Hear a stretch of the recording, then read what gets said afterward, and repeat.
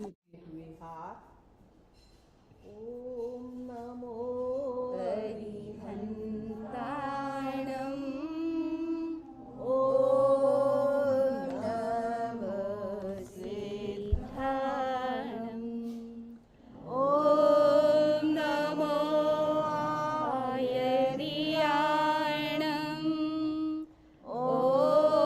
नमो उवझायाणम् नमो लोये सब साभूणम्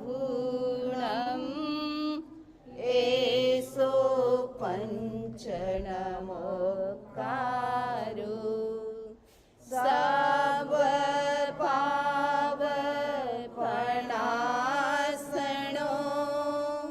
मंगलाणं च समेसिं पठमं हवै मङ्गलम् पठमं हवै मङ्गलम्।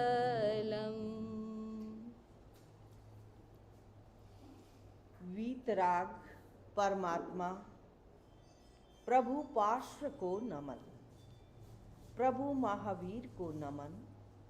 प्रभु पार्श्व का आज जन्मदिन है, जन्म कल्याणक है। यदि दिन कहेंगे तो वो सामान्य व्यक्तियों का हो जाता है, लेकिन कल्याणक शब्द बहुत महत्वपूर्ण है। यानी वे अपना भी कल्याण करते हैं, दूसरों का भी कल्याण करते हैं, मार्गदर्शन करते हैं। इसलिए उनका जन्मदिन सामान्य बर्थडे नहीं है, कल्याणक है। तो प्रभु का कल्याणक और विशेष रूप से भगवान पार्श्वनाथ का महावीर जयंती की उजमना बहुत अच्छी तरह से पूरे जैन समाज में होती है। लेकिन पार्श्वनाथ की जो ये जन्म कल्याणक आता है, इंडिया में तो कई मेले भरते हैं और एक एक 1.5 लाख लोगों का उस दिन प्रभु दर्शन होता है। तो ये कल्याणक स्व पर कल्याण का मार्ग है। पुरुषादानी भगवान पार्श्व का एक विशेषण रहा है, यानी उनका प्रभाव जैन और जैनेत्र सब जगह रहा है।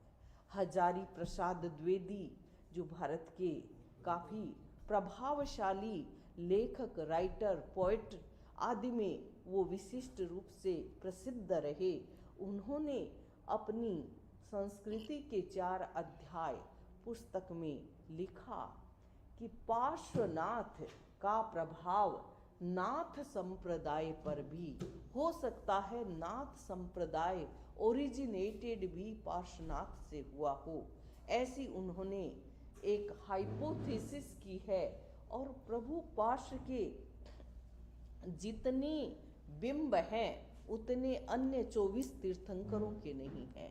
108 रूप में तो प्रकट प्रभावी पार्श्वनाथ का नाम, और पार्श्वनाथ की आराधना एक दिन की आराधना नहीं है। हमारे कुछ भाई बहन तो निरंतर 12 महीने उवसग्गहरम की आराधना करते हैं। और आचार्य भद्र बाहु ने जब विशेष रूप से नेचुरल कैलेमिटी आई और उस समय उन्होंने प्रभु पार्श्वनाथ का उवसग्गहरम का विधान किया, उवसग्गहरम की रचना की, बीज मंत्र की स्थापना की। और इसके बाद हम देखते हैं कि प्रभु पार्श्वनाथ के साथ ही अनेक ऐसे चमत्कारों का भी वर्णन आता है। और उसमें हम देखते हैं कल्याण मंदिर एक प्रसिद्ध स्तोत्र है, और इसकी रचना भी उज्जैन में हुई। और कल्याण मंदिर स्तोत्र कहते हैं कि शिव बिंब फट करके उसमें से प्रभु पार्श्व की प्रतिमा प्रकटीभूत हुई। तो वह कल्याण मंदिर, उसकी रचना आचार्य सिद्धसेन दिवाकर ने की है। तो आज हमने सोचा मोस्टली इसका पुनरावर्तन शाम को ही करते हैं, लेकिन आज प्रभु का जन्मदिन है तो पूरा दिन ही प्रभु की आराधना में तो ये विशिष्ट रूप से कल्याण मंदिर का पाठ किया जा रहा है और स्क्रीन पर आप देख सकते हैं। कल्याण मंदिर मुदारम मध्य भेदी भीता भय प्रदम निंदित मंग्री पद्मं संसार सागर निमज्जद शेष जंतु पोताय मानमभिनम्य जिनेश्वरस्य यस्य स्वयं सुरगुरुर्गरिमाम्बुराशे स्तोत्रं सुविस्तृतमतेर्न विभुर्विधातुं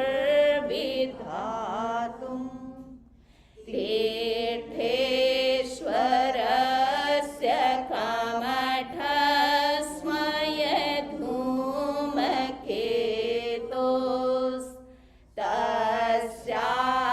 धूमकेतोस्तस्याहमेष किल संस्तवनं करिष्ये सामान्यतोऽपि तव वर्णयितुं स्वरूपमस्मादृशा कथमधीश भवन्त्यधीशा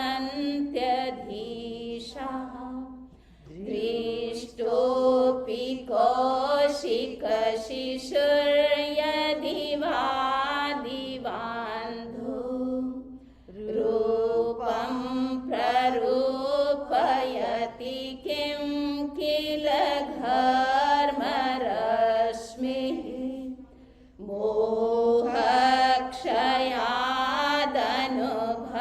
मोहक्षयादनुभवन्नपि नाथमर्त्यो नूनं गुणान् गणयितुं न तव क्षमेत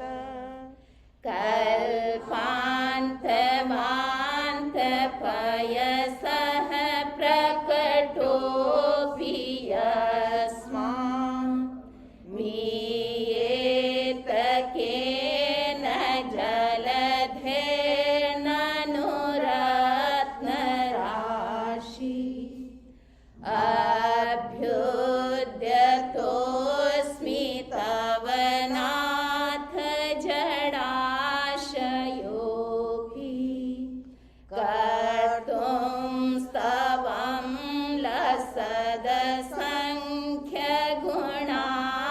लसदसङ्ख्यगुणाकरस्य बालोऽपि किं न निजबाहुयुगं वितत्य विस्तीर्णतां कथयति स्वधियाम्बुराशि ये योगिनामपि न यान्ति गुणास्तवेश वक्तुं कथं भवति तेषु ममावकाश जाता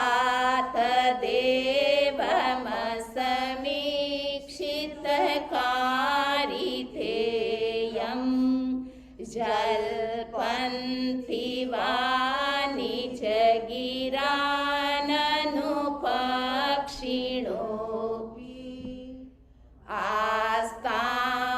आस्तामचिन्त्य महिमाजिनसंस्तवस्ते नामापि पाति भवतो जगन्ति ते व्रातपो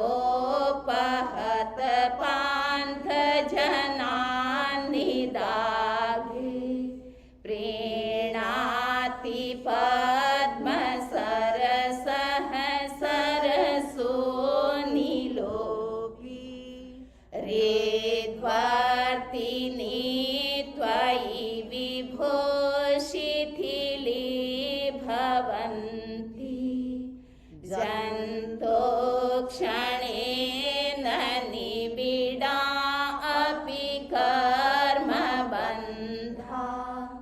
सद्यो भुजङ्गममया इव मध्यभाग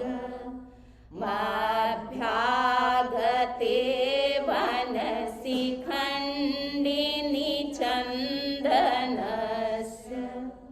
मुच्यन्त एव मनुजा सहसा जिनेन्द्र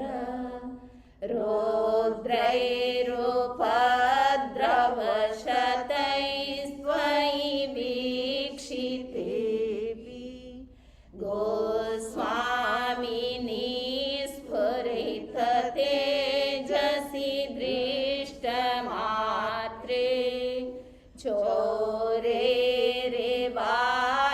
चोरेरेवाशुपशवः प्रपलायमाने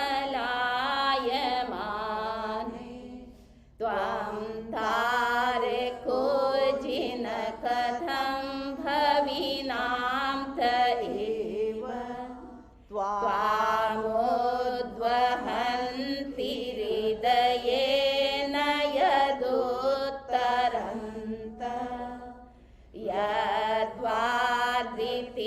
यद्वादृतिस्तरति यज्जलमेष नून मन्तर्गतस्य मरुतः स किलानुभाव यस्मिन् हर प्रभृतयोऽपि हत प्रभावः सोऽपि त्वया रतिपतिः क्षपितः क्षणेन वेद्यापिताहुतभुज पयसाथयेन पीतं न किं तदपि दुर्धरवाडवेन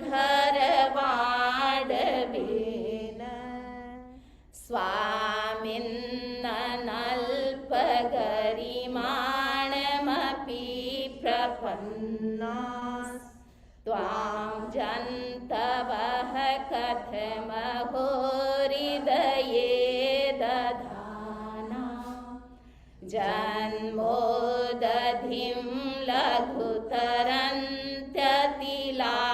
लघुतरन्त्यतिलाघवेन चिन्त्यो न हन्तमहतां यदि वा प्रभाव क्रोधस्त्वया यदि विभो प्रथमं निरस्तु ध्वस्तांस्तदा बत कथं किल कर्मचोरा प्लोषत्यमुत्र यदि वा शिशिरापि लोके नीलद्रुमाणि दीपिनानि न किं हिमानि त्वां योगिनो जिन सदा परमात्मरूप मन्वेषयन्ति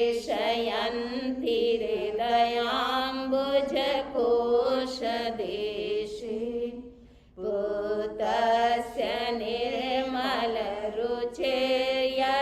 वा किमन्य दक्षस्य सम्भवि पदं ननु कर्णिकाया ध्यानाज्जिनेश भवतो भविनः क्षणेन देहं विहाय परमात्मदशां व्रजन्ति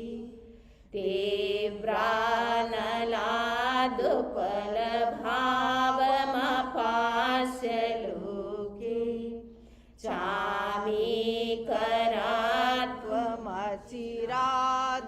चामीकरात्वमचिरादिवधातु भेदा अन्तः सदैव जिनयस्य विभाव्यसे त्वम् भव्ये कथं तदपि नाशयसे शरीरम् एतत् स्वरूपमथ मध्यविवर्तिनो हि यद्विग्रहं प्रशमयन्ति महानुभाव आत्मा मनीषिभिरयं त्वदभेदबुद्ध्या ध्यातो जिनेन्द्र भवतीह भवत्प्रभाव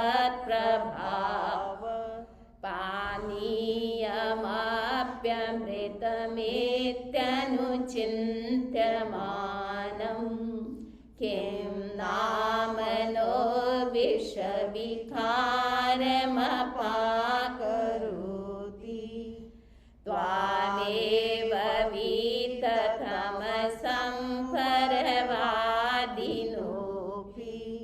नूनं विभो हरिहरादिधिया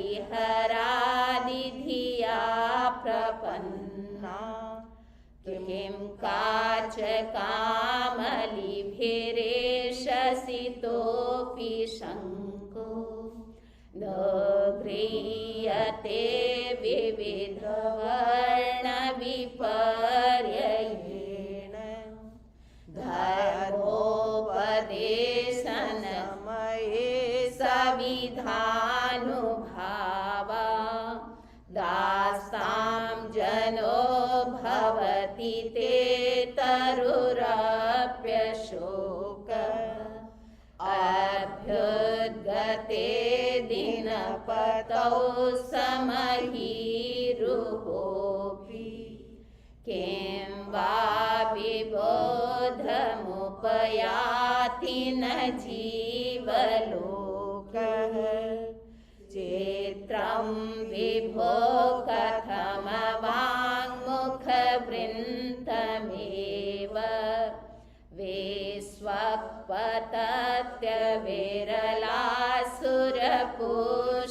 विश्वक्पतत्यविरलासुरपुष्पवृष्टिः त्वद्गोचरे सुमनसां यदि वा मुनीश गच्छन्ति नूनमधयेव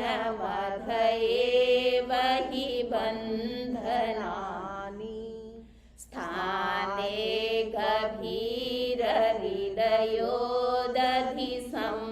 गभीरहृदयोदधिसम्भवाया पीयूषतां तव गिरः समुदीरयन्ति पेत्वा यतः परमसम्मदसङ्गभाजो भव्या व्रजन्ति तरसाप्यजरामरत्वम् स्वामिन् सुदूरमवनम्य समुत्पतन्तः मन्दे वदन्ति शुचयः सुरचामरोगा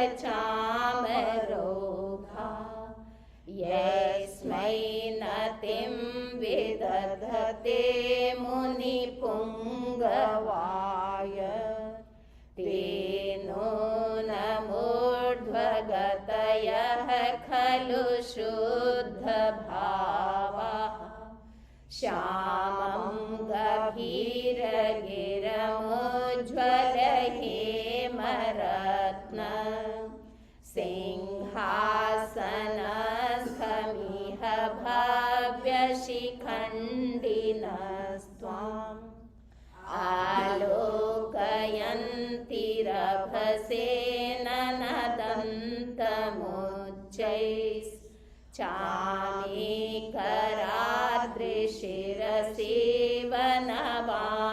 चामीकराद्रिशिरसेवनवाम्बुवाहम् उद्गच्छता तव सितद्युतिमण्डलेन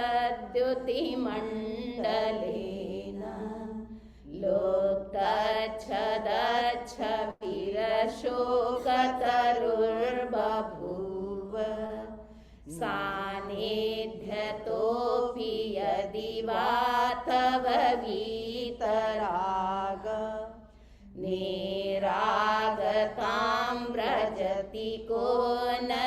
चेतनोऽपि भो भो प्रमादमवधूय भजध्वमेन मागत्य निर्वृत्तिपुरीं प्रति सार्थवाहम्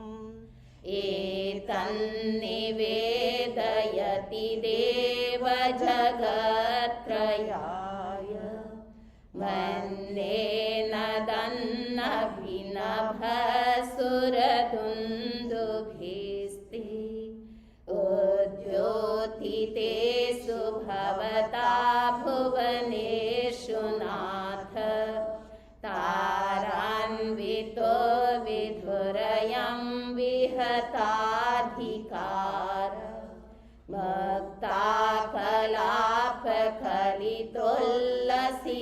मक्ताकलापकलितोल्लसितातपत्र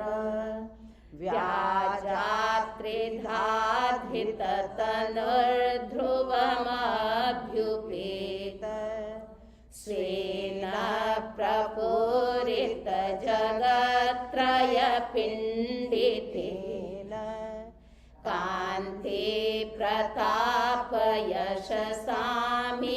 सञ्चयेन माणिक्यहेमरजत प्रविनिर्मितेन सालत्रयेण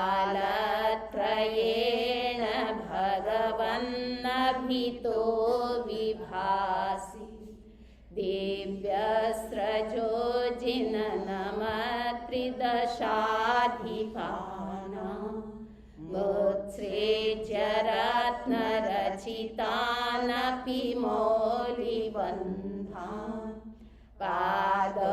पादोपयन्ति भवतो यदि वा परत्र त्वत्सङ्गमे मनसो न रमन्त एव त्वां नाथ जन्म जलधेर्विपराङ्मुखोऽपि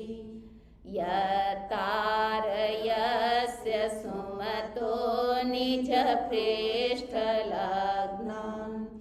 योक्तं हि पार्थिव निपस्य सतस्तवैव चित्रं विभो यदसि कर्म विपाकशून्यः विश्वेश्वरोऽपि जनपालक दुर्गतस्त्वं किं वाक्षर प्रकृतिरप्यलिपेस्त्वमीश अज्ञानवत्यपि सदैव कथञ्चिदेव ज्ञानं त्वयि स्फुरति विश्वविकासहेतु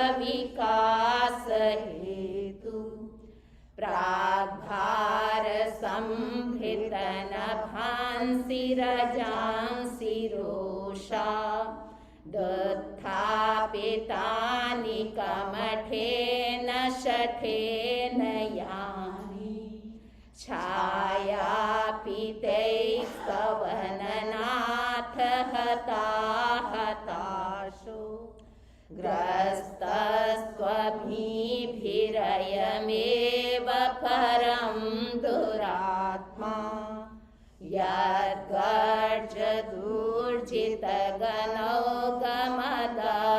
यद्गर्जदूर्जितगणौगमदभ्रभीमं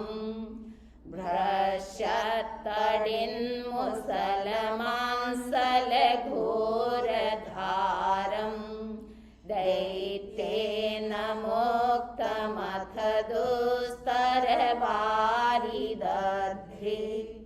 तैनेव तस्य जिनदुस्तरवारिकृत्यं ध्वस्तोर्ध्वकेशविकृताकृतिमर्त्यमुण्ड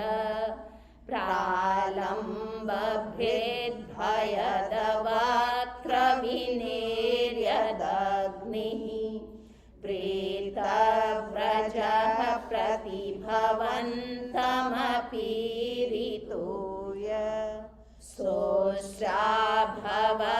प्रतिभवं भवदुःखहेतु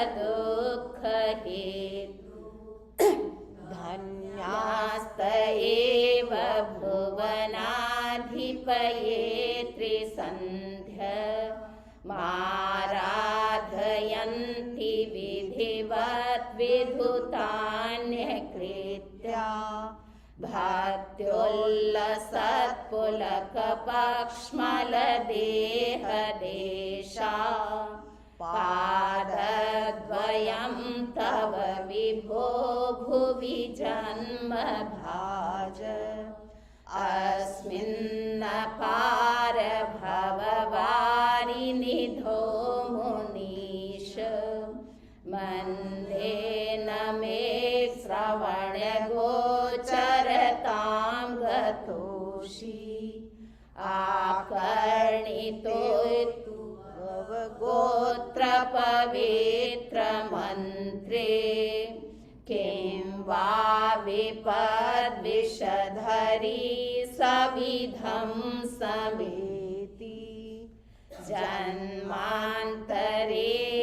तव पादयुगं न देव मन्ये मया महितमीहितदानदक्षम् तेनेह जन्मनि मुनीश पराभवानां जातो निकेतनमहं मथिताशयानां नूनं न मोहतिमिरावृतलोचनेन पूर्वं विभो सकृदपि प्रविलोकितोऽसि मर्माविधो विधुरयन्ति हि मामनर्था प्रोद्यत्प्रबन्धगतयः कथमन्यथैते आकर्णितोऽपि महितोऽपि निरीक्षितोऽपि नूनं न चेतसि मया विधृतोऽसि भक्त्या जातोऽस्मि तेन जनबान्धवदुःखपात्रम् यस्मात् क्रियाः प्रतिफलन्ति न भावशून्याः त्वं नाथ दुःखी जनवत्सल हे शरण्य कारुण्यपुण्यवसते वशिनां वरेण्य भक्त्या न ते मयि महेश दयां विधाय दुःखान् कुरोद्दलन तत्परतां विधेहि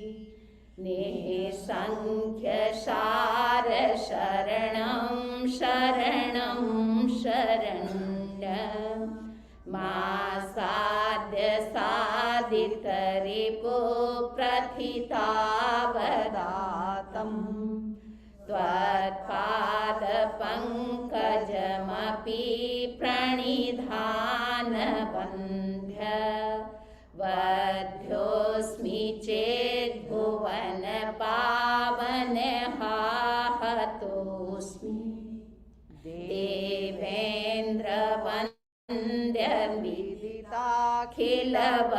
देवेन्द्रवन्द्यविदिताखिलवस्तुसार संसारतारक विभो भुवनाधिनाथ त्रायस्वदेव करुणारिदमां पुनीः सीदन्तमद्य भयदव्यसनाम्बुरासे यद्यस्ति नाथ भवदन्ध्रिसरोरुहाणां भक्ते फलं किमपि सन्ततसञ्चितायाः तन्मे त्वदेकशरणस्य शरण्यभूयः स्वामी त्वमेव भुवनेत्र भवान्तरेऽपि इत्थं समाहितधियो विधिवज्जिनेन्द्र सान्द्रोल्लसत्पुलककञ्चुकिताङ्गभागः त्वद्बिम्बनिर्मलमुखाम्बुजबद्धलक्षः ये संस्तवं तव विभो रचयन्ति भव्यः जननयन कुमुदचन्द्र प्रभास्वराः स्वर्गसम्पदो भुक्त्वा ते विगलितमलनिचयाः अचिरान् मोक्षं प्रपद्यन्ते अचिरान् मोक्षं प्रपद्यन्ते।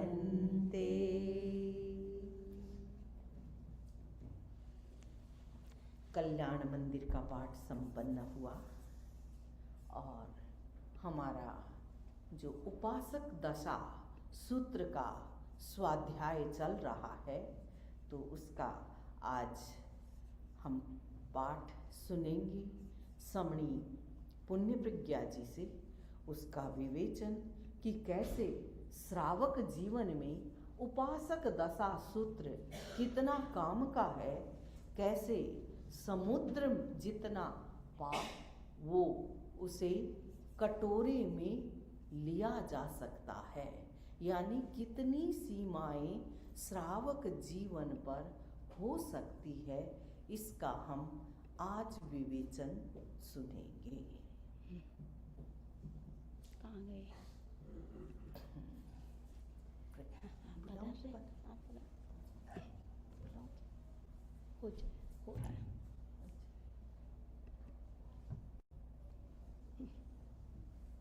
ये क्या हुआ?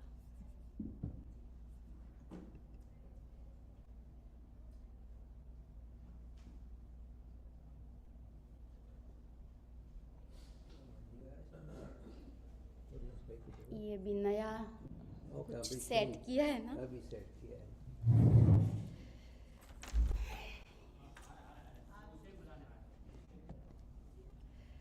तो हमारा आगम का स्वाध्याय चल रहा है और हमें प्रसन्नता है कि जब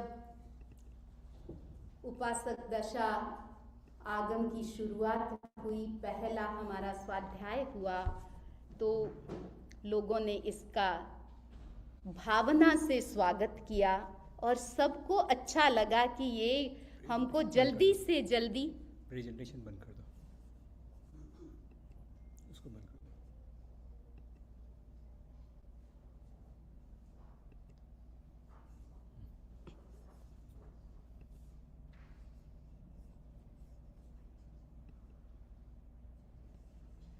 कि जल्दी से जल्दी हमको ये आगम आप पूरा कराना है और आप गैप नहीं देना है। तो उससे लगा कि आपको भी बड़ा आगम के साथ एक अनुराग है। हमारा प्रसंग चल रहा था, हमारे रोल मॉडल और मॉडल भी किसका, कंडक्ट का, क्वालिटी का, ऐसे गाथापति भगवान महावीर के पहले श्रावक गाथापति आनंद की कथा चल रही है, उनका जीवन चल रहा है और उनके जीवन के माध्यम से आप आगम के माध्यम से भी आप उस युग में जा रहे हैं, चौथे आर्य में जा रहे हैं कि वो चौथे आर्य में भी उनका कैसा जीवन था और वो क्या करते थे।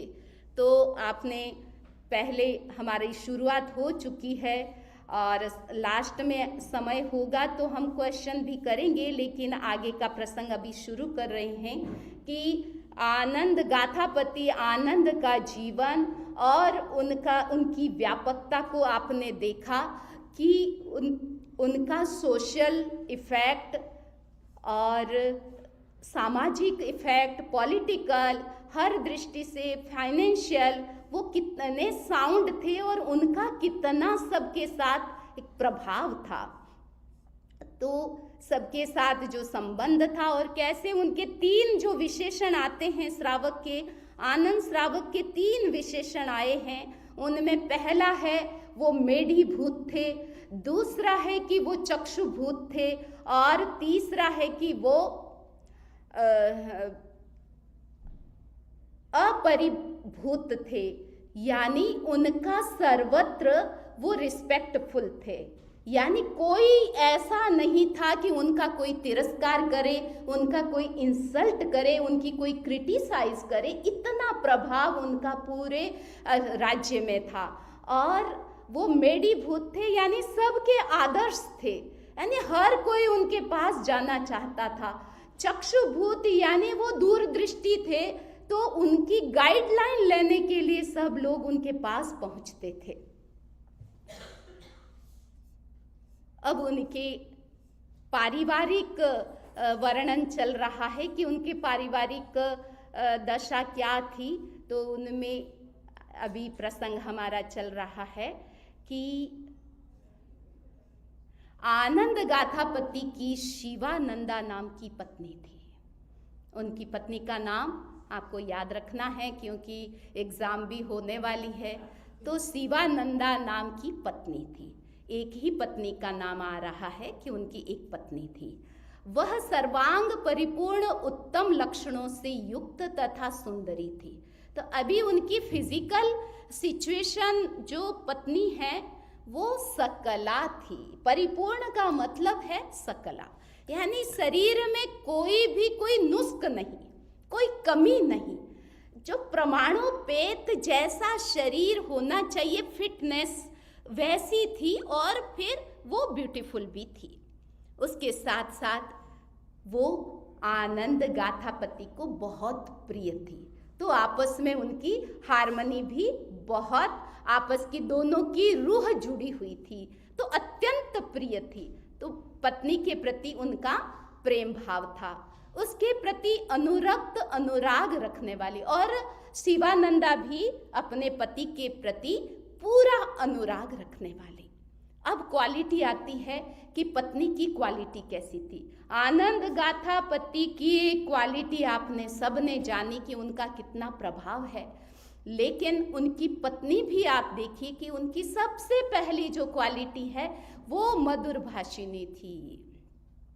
तो महिला का सबसे बड़ा गुण हम यहाँ से सीख सकते हैं कि उनकी जो पहली क्वालिटी बताई, अच्छी क्वालिटी बताई कि हर नारी को, हर पत्नी को सबसे पहले मधुर भाषिणी होना चाहिए। तो वो मधुर भाषिणी थी। और दूसरा जो गुण है वो बहुत प्रैक्टिकल गुण है, और ये क्वालिटी ऐसी है, बहुत ही सबके लिए उपयोगी है कि अविरक्त प्रतिकूल होने पर भी कभी रुष्ट नहीं होती थी। क्योंकि अप्स एंड डाउन तो लाइफ में आते हैं, लेकिन उस समय वो कभी रुष्ट नहीं होती थी, उसका कभी मूड खराब नहीं होता था। तो पत्नी का मूड नहीं खराब होने का मतलब है कि पूरे परिवार का, किसी का मूड खराब नहीं होता है। इसलिए उसके मूड का ध्यान रखना बहुत जरूरी। तो वो कभी भी गुस्सा नहीं, रूठ करके नहीं बैठती थी। आनंद के साथ इच्छानुकूल वो अपना जीवन यापन कर रही थी।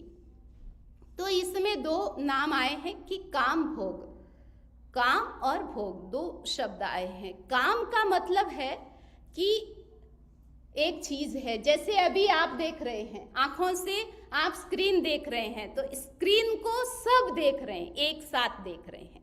अभी ये प्रोग्राम होगा, प्रोग्राम के बाद सब भोजन करने जाएंगे, तो भोजन करने जाएंगे तब जो भोग्य पदार्थ होगा वो खुद आप पर्सनल अकेला व्यक्ति एक चीज को अकेला व्यक्ति खाता है। तो यहाँ काम का मतलब है कि एक साथ एक चीज को एक साथ हम भोगते हैं, देखते हैं। अभी आंखों से आप देख रहे हैं तो ये आंखों का भोग है। तो काम का मतलब है एक साथ सामूहिक रूप से भोगना, और भोग का मतलब है एक बार भिन्न वस्तु एक बार उसका उपयोग करना। तो उनका जो पारिवारिक जीवन है वो भी बहुत अच्छा चल रहा था। अभी 7वां पाठ आता है, तत्सणम वाणिया गामस बहिया उत्तर पुरथी में दीसी भाए इत्थम नम कुल्लाए। तो अब आगे का वर्णन बहुत महत्वपूर्ण आ रहा है कि उसी गांव में, वाणिज्य गांव, उनका नाम आनंद कहाँ के हैं, वाणिज्य ग्राम में है। और वाणिज्य ग्राम का भी वर्णन बड़ा बहुत एक आदर्श नगरी है, स्वच्छ नगरी है, ग्रीन नगरी है, ऐसी नगरी है। और उसके जो नॉर्थ ईस्ट का जो कोण है वहाँ पर क्या है, एक उपनगर है, उसका नाम है कोल्लाक नाम का एक छोटा सा उसका दूसरा नगर है। जैसे यहाँ भी सब एरिया होते हैं वैसे ही वाणिज्य ग्राम का भी कोई एक एरिया था कोल्लाक नगर का। तो उसका वर्णन आता है कि वो रिद्ध संपन्न था, स्तमित था और प्रासादीय था। अब उस जमाने की जो ब्यूटी और जो अरेंजमेंट था वहाँ की नगरी का, उसका आता है कि वो कैसी थी। सबसे पहले रिद्ध संपन्न, यानी पूरी नगरी संपन्न थी। यहाँ भी अभी कई स्टेट होते हैं, कई कंट्रीज होते हैं, तो आप कहते हैं कि ये कंट्री बहुत रिच है। इसी तरह ऐसे नगर, ऐसे राज्य भी होते थे कि वो बहुत रिच होते थे। तो इनके बारे में आ रहा है कि वो पूरा का पूरा नगर है वो रिद्ध संपन्न था, सारे लोग संपन्न थे, धन धान्य से सब सुखी थे। दूसरा उसका स्पेशल विशेषण आता है कि वो स्तमित थे, यानी वहाँ कोई तरह का भय नहीं था, उसमें कोई तरह का भय नहीं, कोई चोरी चकारी। कभी अभी हम गए थे कई वर्षों पहले इंडिया में, उधर महाराष्ट्र में, तो कहते हैं कि उनके कभी ताला लगता ही नहीं, कभी डोर कोई बंद करता ही नहीं है। इसका मतलब क्या कि सब लोग इतने अच्छे लोग रहते हैं कि किसी का कोई फियर नहीं। तो इसी तरह उस नगरी में कोई तस्कर आदि का उपद्रव रहित वो स्थान था। तीसरी बात है प्रासादीय का मतलब है कि जिसको देख करके मन खुश हो जाए।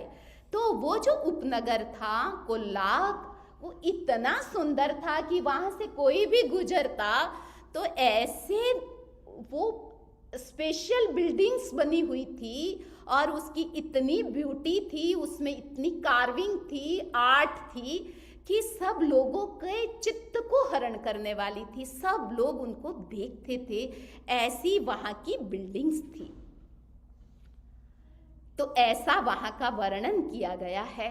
अब आगे आता है कि अब और क्या हुआ। तत्थणं कुल्लाये सन्निवेशे आनंदस गाहावैस बहुए मित्तनाई। अब कह रहे हैं कि उस कुल्लास नगर में गाथापति के, आनंद गाथापति के फ्रेंड्स, ज्ञातिजन का मतलब है कि आपके नियर रिलेशन वाले, ज्ञाति नियर रिलेशन वाले, स्वजाति मीन्स जैसे यहाँ मेहता फैमिली है तो कई मेहता फैमिली हो सकती है, तो ये स्वजाति हो गई, एक जाति वाले लोग, शाह फैमिली वाले। तो स्वजाति वाले लोग भी बहुत वहाँ रहते थे। ज्ञातिजन, जैसे कभी कभी ऐसा होता है कि सभी, मेरा भाई भी यहीं रहता है, मेरी मासी भी यहीं है, मेरा ननियाल भी यहीं है, मेरा पियर भी यहीं है, लोग कहते हैं ना, तो सारा का सारा आपके पास है, ससुराल और पियर ननियाल सब आपके एक ही नगर में है। इसी तरह उनके सारे ज्ञातिजन वहाँ पास पास में थे, स्वजाति के बंधु भी थे। आत्मीय किसको कहते हैं? आत्मीय का मतलब जो सबसे निकट, तो वो आत्मीय माता पिता ही हो सकते हैं। पेरेंट्स है वो आत्मीय होते हैं, तो उनके माता पिता भी वहीं थे। ठीक है, तो आपको जानने के लिए मिल रहा है कि आत्मीय किसको कहते हैं। ठीक है। स्वजन में माता पिता नहीं आते हैं, स्वजन में सब दूसरे आएंगे, आत्मीय में माता पिता आएंगे, ठीक है। तो ये किसके साथ कौन सा एडजेक्टिव जाता है, ये समझने की बात है। आत्मीय शब्द और किसी के साथ नहीं जाता है, पेरेंट्स के साथ ही जाता है। तो माता पिता वहां थे। स्वजन किसको कहते हैं? जो आपके पुत्र पुत्री आदि है उनको स्वजन कहते हैं। समझ रहे हैं? ये वर्ड तो आप यूज करते हैं। तो स्वजन आपके लोग हैं, लेकिन कौन? माता पिता इसमें नहीं आएंगे। माता पिता की कैटेगरी डिफरेंट, पुत्र पुत्री की भी डिफरेंट। तो स्वजन। संबंधी किसको कहते हैं? जिनके साथ आपका नया संबंध बना है उनको संबंधी कहते हैं। जैसे आपके बच्चों के जो समझी आप क्या बोलते हैं उनको, तो वो लोग सब ससुर आदि वो सब संबंधी होते हैं। और परिजन, परिजन किसको कहते हैं? परिजन मीन्स आपके आसपास। अब आपके आसपास कौन है? आपके स्वजन तो ठीक है, परिजन का मतलब दूसरे लोग जो आपके आसपास है। तो आपके आसपास हमेशा कौन रहते हैं?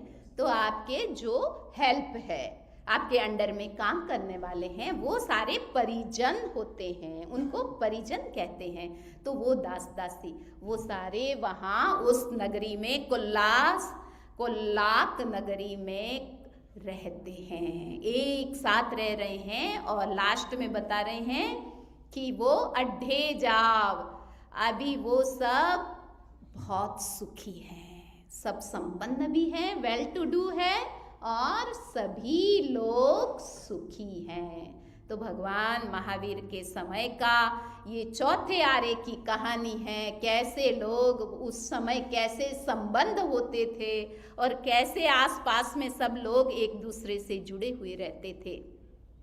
आगे बताया जा रहा है, तेण कालेणम तेण समयणम समणे भगवम महावीरे जाव समोसरिये। अब भगवान महावीर किस समय की ये बात आ रही है? भगवान महावीर ग्राम टू ग्राम, नगर टू नगर वहाँ विहरण कर रहे हैं। भगवान महावीर का शासन चल रहा है और विहार करते करते भगवान कहाँ पहुँचे हैं? कहाँ उनका समवसरण जुड़ा है? वाणिज्य ग्राम के दूती पलाश चैत्य में पधारे। मैंने वो पहले चैत्य का बता दिया था कि वहाँ 4 कॉर्नर में सब चैत्य होते हैं। एक जो नगर होता है, नगर के जो डायरेक्शन है 4, उनमें सब में चैत्य होता था। तो एक जो दूती पलाश नाम का चैत्य है, वहाँ भगवान पधारे हैं और उनकी परिषद जुड़ी है, समवसरण की वहाँ रचना हुई है। तो उस समय जीतशत्रु नाम के राजा, तो जो भी राजा होता था, तो भगवान का समवसरण जहाँ भी जुड़ता था वहाँ राजा अवश्य जाते थे। उस नगर में अगर राजा है तो राजा की पूरी सवारी, उनकी पूरी सेना सहित उनके जितने भी मंत्री संतरी, जितने काम करने वाले, उसकी पूरी की पूरी फौज भगवान महावीर के समवसरण में पहुंचती है। यानी जो भी तीर्थंकर होते हैं उनमें स्पेशली जो भी राजा होते हैं वो सब जाते हैं। तो पूरे परिवार के साथ वो जा रहे हैं, तो आधा माहौल तो वैसे ही बन जाता है। जब राजा की सवारी निकलती है तो आधा तो सब अनाउंसमेंट ऐसे ही नेचुरल हो जाता है कि राजा जा रहे हैं, इसका मतलब कुछ स्पेशल है। तो स्पेशल ऐसा समझ करके वो कौन देख रहे हैं? तैणम से आनंदे गहावई, इमी से कहाए लद्धे समाणे। अब गाथापति देख रहे हैं कि सब लोग जा रहे हैं और राजा जा रहे हैं। तो राजा को देख करके पूरे जो मेन रोड है वो भी सब बंद हो गई है। कभी आपकी मेन रोड बंद होती है तो भी आप लगाते हैं ना अंदाज कि आज कुछ स्पेशल है, आज मेन रोड बंद कैसे हो गई। तो वो जो मुख्य मार्ग है नगर के, वहाँ से ये सब सवारियाँ जा रही है, सब लोग देख रहे हैं। तो गाथापति आनंद ने क्या लगाया, अंदाज लगाया कि सब जा रहे हैं, इसका मतलब क्या है कि उसने जानकारी की कि भगवान महावीर यहाँ पधारे हैं। ये जान करके उनका मन भी वहाँ जाने के लिए हुआ और उन्होंने विचार किया कि मैं भी जाऊं।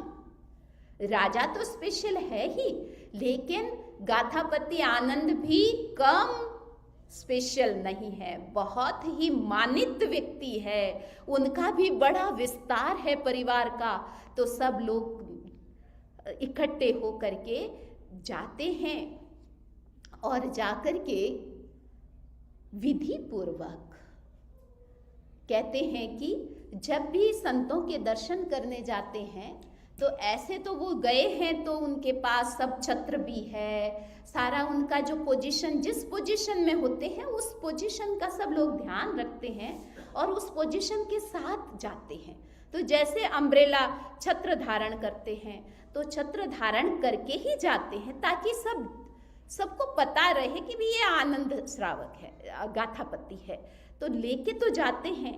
लेकिन फिर विनय की परंपरा हमारी क्या है कि वो सब जो भी आपने छत्र धारण किया है, कि फूल धारण किए हैं, कि और भी कुछ धारण किया है, वो सारा का सारा बाहर उसको छोड़ करके फिर जाते हैं।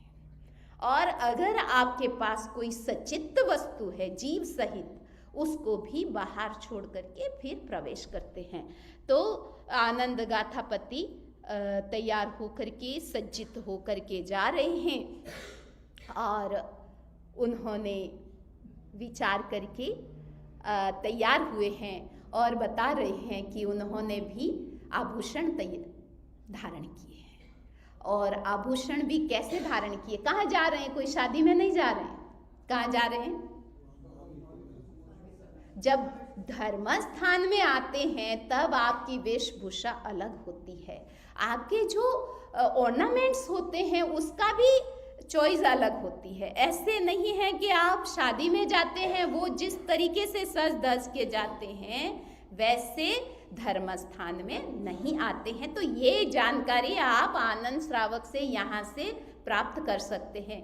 यहाँ लिख रहे हैं कि उन्होंने वस्त्र सभा में उस समवसरण में प्रवेश करने के जो योग्य होते हैं ऐसे कपड़े उन्होंने पहने हैं। दूसरी बात है कि उन्होंने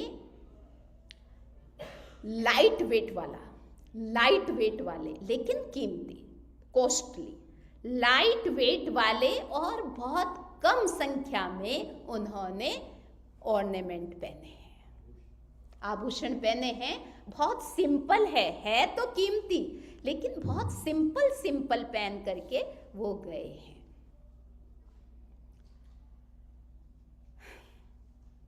और जा करके भगवान को 3 बार प्रदक्षिणा देते हैं। तो ये विधि भी सबको आनी चाहिए। प्रदक्षिणा कैसे दी जाती है सबको ज्ञात है? प्रदक्षिणा कितनी बार देते हैं? 3 बार। तो अपनी जैसे मंदिर होता है तो ऐसे जैसे आप परिक्रमा लगाते हैं ना, जैसे इधर से जाते हैं और क्लॉकवाइज आप ऐसे परिक्रमा लगाते हैं, तो इसी तरह प्रदक्षिणा कैसे दी जाती है? हाथ से दी जाती है। तो हाथ से भी आप कैसे जाते हो, कहाँ से रवाना होते हो? यानी यहाँ नाभि पर अपने हाथ जुड़े हुए हैं, आपको किधर जाना है? आपको इधर नहीं जाना है, एंटी क्लॉक नहीं जाना है, आपको यहाँ से शुरू करना है, लेफ्ट से शुरू होगा। आपका जो लेफ्ट पार्ट है उधर लेफ्ट पार्ट से आप ऐसे आओगे आप, ठीक है? तो ऐसे जब भी आप वंदना करी तो आपको किधर जाना है? लेफ्ट टू राइट आना है, लेफ्ट टू राइट आना है। तो 3 बार ऐसे प्रदक्षिणा उन्होंने की है, वंदना नमस्कार किया है और विधिवत। अच्छा क्या हुआ? ये नया लगाया है, कोई बात नहीं, आप अब मुझे सुनो, मेरे सामने है, मैं सुना रही हूँ आपको, तो बस आप सुने, क्योंकि आपको डिस्टर्ब नहीं होना है। और समय तो जितना सोचते हैं कि आपका ज़्यादा से ज़्यादा मैं चलाऊं, लेकिन चल नहीं पा रहा है ज़्यादा। आज भी भगवान पार्श्व का जन्म कल्याणक था, तो थोड़ा टाइम उसमें हमने पाठ किया।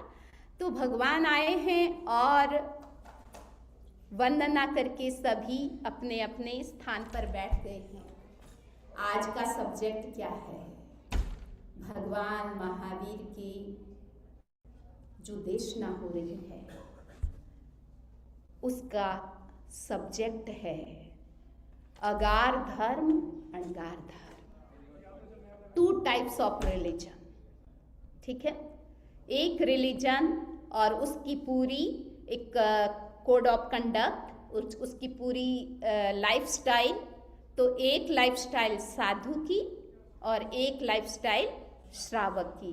ये सब्जेक्ट आज का भगवान महावीर का है। सब लोग वहाँ सब श्रवण कर रहे हैं, सब ने उस सब्जेक्ट को सुना है, और सुन करके जो जिधर से आया था वो सब चले गए हैं। लेकिन जिस व्यक्ति के भीतर में कोई जिज्ञासा होती है तो वो रुक जाते हैं।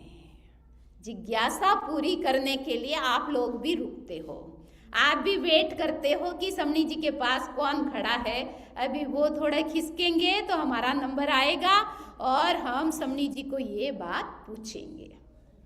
और कभी कभी पूछने का लाभ भी बहुत होता है। एक दिन आए मेहता साहब, वो कभी आते नहीं पूछने के लिए, मेरे पास आए कि मुझे एक बात पूछनी। मैंने कहा क्या पूछना है?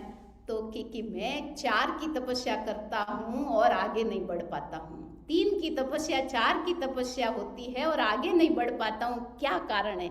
मैंने कहा फिर बताएंगे आपको, ध्यान अच्छे से बताएंगे। तो बताया तो 28 कर ली, 4 से और आगे बढ़ गए। तो ये कभी कभी किसके मन में क्या जिज्ञासा होती है तो कर ही लेना चाहिए, इसका कोई संकोच नहीं करना कि समणी जी को इस बार नहीं मिला मौका तो दूसरी बार मिले। आपके मन में कोई भी डाउट आए, कोई भी क्वेश्चन आए, आप जरूर पूछें। तो उसका लाभ आपको नहीं पता है, आपने नहीं सोचा है, लेकिन उसका बहुत बड़ा लाभ कभी कभी हो जाता है। तो विषय चला और अब सब चले गए हैं, और अभी कौन? गाथापति आनंद वहीं रुक गए हैं, और उनके मन में जिज्ञासा जगी है, और जिज्ञासा लेकर के अब भगवान के पास आए हैं, अपनी इच्छा व्यक्त करने के लिए, अपनी भावना बताने के लिए आए हैं। अब आनंद क्या कह रहे हैं? सबसे पहली बात कह रहे हैं कि प्रभु आपने आज जो बताया, अणगार धर्म, अगार धर्म, गृहस्थ रिलीजन और एसेटिक लाइफ, ठीक है, साधु की लाइफ कैसी हो और श्रावक की लाइफ कैसी हो, इसके बारे में जो आपने बताया उस पर मेरी पूरी श्रद्धा है। पहली बात, जो भी बात हम बता रहे हैं, आपकी भीतर की श्रद्धा, उसको आप जरूर उसको तोलें कि मेरी श्रद्धा जो कुछ बताया जा रहा है, मैं उससे कनेक्ट हो रहा हूँ या नहीं हो रहा हूँ, मैं उससे सेटिस्फाइड हो रहा हूँ या नहीं हो रहा, या फिर नहीं तो फिर ऊपर से ही चली जाती है बात। तो सबसे पहले उन्होंने बताया, आनंद श्रावक ने भगवान को, कि अभी श्रावक बने नहीं हैं, अभी तो गाथापति आनंद है। उन्होंने कहा मैं विश्वास करता हूँ आपकी वाणी में, मैं श्रद्धा करता हूँ, और आपने जो बताया है वो मुझे बहुत अच्छा लगा। क्या लगा? अच्छा लगा। आपको कैसा लग रहा है? अच्छा लग रहा है। तो उनको बहुत अच्छा लगा। अभी फिर अच्छा लग रहा है तो आगे फिर आपका नंबर आने वाला है, और इसीलिए सोच के बोलना कितना अच्छा लगा है, और जितना अच्छा लगाओगे उतना वापस यहाँ पे आपको टैक्स चुकाना पड़ेगा। तो आपको अच्छा लगा, उनको अच्छा लगा है, और आनंद कह रहे हैं कि जो कुछ आपने जैसा कहा है वैसा ही है। मेरी आत्मा में से आवाज आती है, आपने जैसा कुछ बोला है वो वैसा ही है, और ये आपकी वाणी सत्य है, यथार्थ है और मीनिंगफुल है, और मैं उसकी अभिलाषा करता हूँ। लेकिन अब आगे बता रहे हैं कि प्रभु आपने तो 2 तरह के ऑप्शन दिए हैं, 2 तरह की बातें बताई है। जो पहली बात बताई वो अच्छी तो बहुत है, उसको मैं अच्छा मानता हूँ और वो बहुत अच्छी है, लेकिन वो सब कुछ तो मैं कर नहीं सकता। अभी बार बार आप उधर मत जाएं, आप मुझे ही सुने। तो आपने जो कुछ बताया वो अणगार बनने का जो मार्ग है, पूरा संसार, पूरा परिवार, धन दौलत, स्वजन, आत्मीय, परिजन, सब कुछ छोड़ करके अणगार बनना, ये मार्ग तो अच्छा है, लेकिन अभी मैं उसके लिए तैयार नहीं हूँ। ठीक है, ठीक है, जो भी भावना थी, जैसी भावना थी उसके अनुरूप उन्होंने बताया कि उसके लिए तो मैं तैयार नहीं हुआ हूँ। वो मार्ग अच्छा है लेकिन उसके लिए तैयार नहीं हूँ। लेकिन मैं आपके पास 5 अणुव्रत, 7 शिक्षा व्रत, टोटल कितने हुए? 12 व्रत, 12 प्रकार का जो श्रावक धर्म आज आपने बताया उसको मैं ग्रहण करना चाहता हूँ। किसने कहा? श्रावक ने। अभी श्रावक बने नहीं है, अभी तो वो गाथापति है, गृहस्थ हैं। ठीक है, अब मुझे नहीं पता आप में से कितने लोग 12 व्रत श्रावक बने हैं। नहीं तो फिर आप भी उसी कोटि में हैं, अभी आनंद की कोटि में चले जाओगे।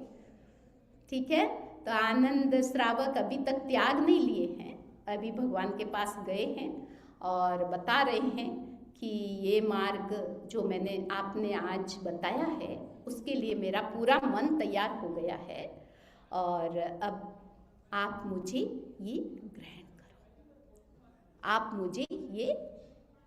मुझे प्रदान करो। ठीक है ना? तो अभी ये श्रावक दीक्षा, ये क्या है? श्रावक दीक्षा है, वो मुझे प्रदान करो। तो भगवान क्या कहते हैं? उसके जैसे ही सुना आनंद श्रावक से, तो भगवान उस समय क्या बोलते हैं वो भी आपको समझने के लिए भगवान ने कहा, जिस प्रकार तुम्हें सुख उपजे और विलंब मत करो। 2 शब्द बोले भगवान ने। क्या बताया? सबसे पहला, जैसी तुम्हारी इच्छा, जैसा तुम्हें अच्छा लगता है, इच्छा पूछी है, उनकी इच्छा पर ध्यान दिया है। इसका मतलब क्या हुआ कि कोई भी धर्म, कोई भी त्याग थोपा नहीं जाता है, इच्छा से किया जाता है।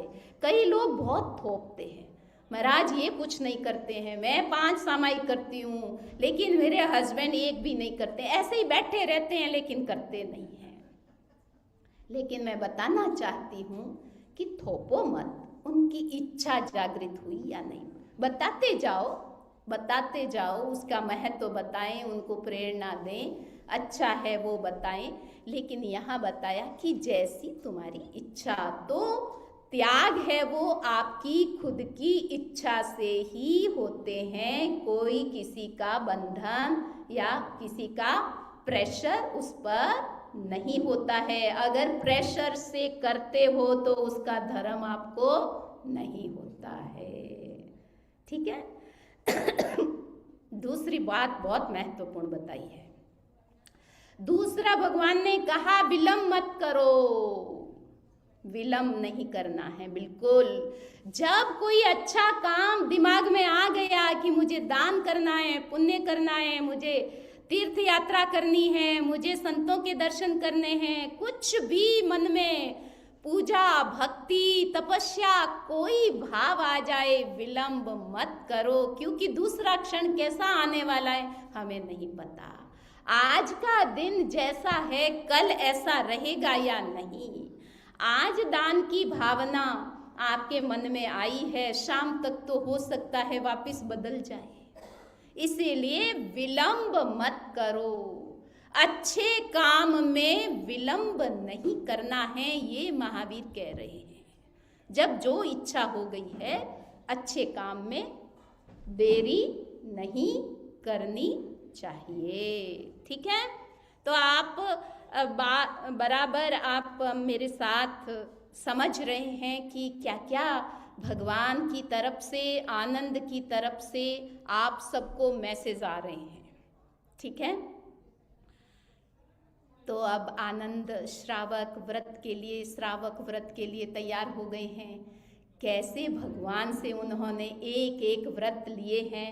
तो आज एक व्रत तो आप आज होना चाहिए, है ना। आज बड़ा अच्छा दिन है, तो आनंद श्रावक का जैसे पहला व्रत हुआ वैसा ही आपकी पूरे जितने लोग बैठे हैं, मैं ऐसी मंगल भावना आपके लिए करती हूँ कि आपके भीतर में भी भावना आए कि जैसे आनंद श्रावक ने व्रत लिया था हम भी ले सकते हैं। हम पंचम आरे के श्रावक हैं, आप पंचम आरे के श्रावक हैं, वो चौथे आरे के श्रावक थे। ठीक है, वो भगवान महावीर के शासन, लाइव शासन के श्रावक थे और आप महावीर शासन के ही श्रावक हैं। ठीक है, तो अभी पहला जो उन्होंने आज व्रत लिया है आनंद श्रावक ने, तो कैसे लिया है, कैसे उनको कैसे दिया है उसको आप समझिए।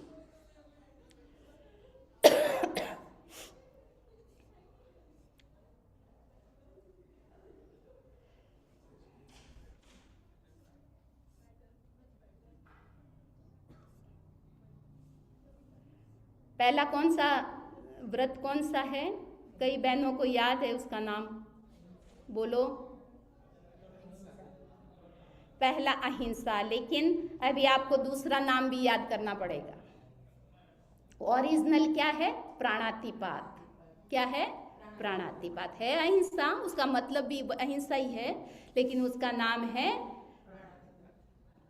प्राणातिपात अणुव्रत। ठीक है, तो भगवान ने उनको पहला अणुव्रत, पढ़मम अणुवयम थूलाओ पाणाई वायाओ वायम पचक्खाई जावत जीवाए दुविहम तिविहेणम न करेमी न कार्वेमी मनसा वैसा कैसा।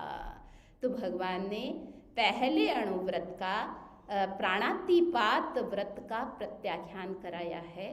प्राणातिपात का मतलब भी समझे, जो जो शब्द आए हैं मैं आपको समझाना चाहती हूँ। एक शब्द आया है स्थूल, किसका त्याग किया है, किसका व्रत लिया है, ये भी आपको समझना है। आपको सूक्ष्म त्याग नहीं करवाए हैं, श्रावक को कौन सा त्याग करवाया है, स्थूल। स्थूल का मतलब ग्रॉस लेवल का, बड़ा बड़ा मोटा मोटा जो आप कभी करते ही नहीं है इतना, तो मोटे मोटे त्याग है। ठीक है, स्थूल शब्द आया है। फिर दूसरा वर्ड क्या है, प्राणातिपात, प्राणों का अतिपात। अतिपात करना मीन्स अलग कर देना। ठीक है, प्राणों को अलग कर देना या उनको गिरा देना, प्राणों को नुकसान पहुंचाना, तो उसका मतलब प्राणातिपात का मतलब, इसीलिए अहिंसा उसका मीनिंग हो गया। ठीक है, फिर कैसे करवाया है आनंद श्रावक ने, कितना किया है, जावत जीवाए, जीवन भर के लिए कर लिया है, कोई छूट नहीं रखी कि 15 दिन का करेंगे, समणी जी पहले 1 महीने का करके देखते हैं, 1 साल का तो करके देखते हैं, टूटेगा तो फिर हम माँ पापी बन जाएंगे। आप अपने मन से ही बताते हो सब, आप कोई माँ पापी नहीं बनते हैं, आप अपने आप को रेडी करें। तो उन्होंने तो जावत जीवन त्याग किया है। अब त्याग कैसे किया है वो बताएं, किस तरीके से किया है। दुविहंग तिविहेणंग, ये सबको समझना है आज। दुविहंग तिविहेणंग क्या है, 2 करण 3 योग, 2 करण 3 योग, ये क्या है, इसकी क्या मैथ है पता है आपको सबको। मेन तो 3 करण 3 योग है, 3 ही करण है, 3 ही योग है। करण का मतलब करना, करवाना और उसकी अनुमोदना करना, ठीक है। और योग क्या है? आप किस से करते हो, क्या मीडियम है? मन से करते हो, बोल के करते हो और शरीर से करते हो। तो ये हो गए करण, 3 करण हो गए और 3 योग हो गए। लेकिन आपके जो त्याग होते हैं वो कैसे होते हैं?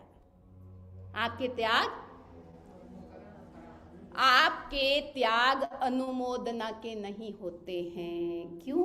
क्योंकि आपके सारे कनेक्शन जुड़े हुए हैं, बैंक बैलेंस है आपके पास सब प्रॉपर्टी है, वो आपके अंडर में ही है। आप त्याग करने का मतलब है पूरा त्याग नहीं कर रहे हो, आप कनेक्टेड हो, किसी न किसी रूप से कनेक्टेड हो, इसीलिए वो अनुमोदना के त्याग आपके नहीं होते हैं।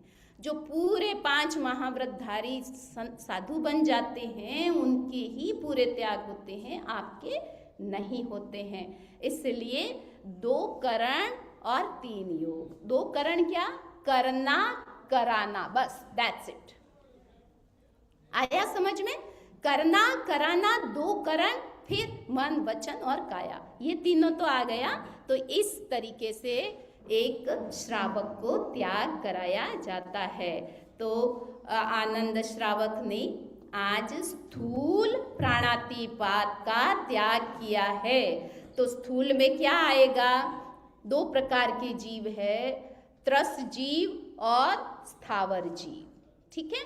त्रस जीव, स्थावर जीव। स्थावर जीवों में कौन है? 1 सेंस लिविंग बीइंग, सारे एकेंद्रीय जीव है। तो एकेंद्रीय जीवों के अभी त्याग नहीं करवाए हैं। किसके करवाए हैं? त्रस जीवों को मारने का त्याग करवा दिया। ये स्थूल त्याग करवाया है कि एकेंद्रीय को छोड़ दो, क्योंकि उस पर जीवन टिका हुआ है, उसका बाद में बताएंगे आपको। लेकिन स्थूल में त्रस जीव जो 2 इंद्रिय से लेकर 5 इंद्रिय तक के जीव है, उनको मारने की आपको जरूरत है नहीं। इसीलिए वो त्याग करवाए हैं कि मैं त्रस जीवों को जानबूझ करके नहीं मारूंगा, ये मेरे यावत जीवन के लिए 2 करण 3 योग से त्याग है। ये पहला व्रत, और कितना सरल है, शायद आप सबको भी मन में आ रहा होगा कि ये त्रस जीवों को हम कौन से मारते हैं। आपके भीतर में भी वही दया है और जीवों के प्रति आपके भीतर भी सजगता है, कोई नहीं मानना चाहता। बात इतनी है कि अब आपको त्याग करना पड़ेगा। आनंद श्रावक की तरह आपको रेडी होना है। और बाद में जब ये पूरा हमारा ये उपासक दशा का स्वाध्याय पूरा हो जाएगा, तो मुझे पूरा भरोसा है कि आप में से 99% लोग हमारे पास आएंगे और रेडी होके आएंगे कि समणी जी ये बहुत इजी है, हम सब ले सकते हैं और हमको भी कराना। तो ठीक है, आज का हमारा स्वाध्याय पूरा हो रहा है, 12:30 बज रहे हैं। आपकी सामायिक भी आ गई है। सबसे पहले सामायिक पलवाते हैं। 9वें सामायिक व्रत में जो कोई अतिचार दोष लगा हो उसकी मैं आलोचना करती हूँ। मन की सावध्य प्रवृत्ति की हो, वचन की सावध्य प्रवृत्ति की हो, काया की सावध्य प्रवृत्ति की हो, अवधि से पहले सामायिक को पूरा किया हो, सामायिक के नियमों की सार संभाल न की हो, तस्समिच्छामि दुक्कडम। 5 बार नवकार मंत्र।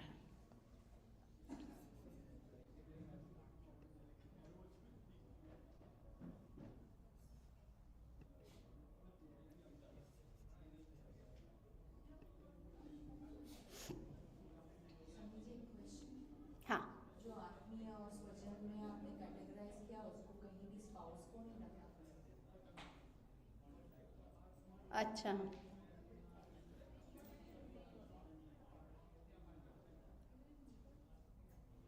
संबंध है ना।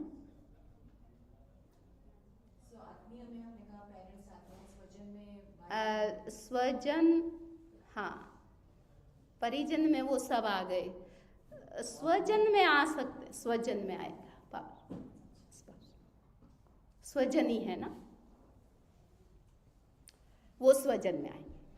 आदमी की जगह कोई नहीं ले सकता। आत्मीय की जगह कोई नहीं है। आत्मीय के नहीं, इसीलिए माँ बाप को इतना दिया है। ठीक है, समय तो हो रहा है। कोई क्वेश्चन हो तो मुझे क्वेश्चन पूछने थे आपको सब, क्योंकि आप भूल गए हैं, वापस थोड़ा रिवीजन करवाना था। और खुशी की बात है कि नेक्स्ट वीक संडे को भी समनी जी का ही रहने वाला है लगभग, अभी बताएंगे अमित भाई। तो अच्छा है, कंटिन्यूटी रहेगी और उसमें पूरा समय रहेगा, तब आपकी थोड़ी एग्ज़ाम भी हम लेंगे। ठीक है, और आगे बहुत ही रोचक आ रहा है कि कैसे आनंद श्रावक खड़े हैं और महावीर स्वामी उनको सब दिलाएंगे खोल खोल करके व्रत, तो उसका रहेगा अमित भाई।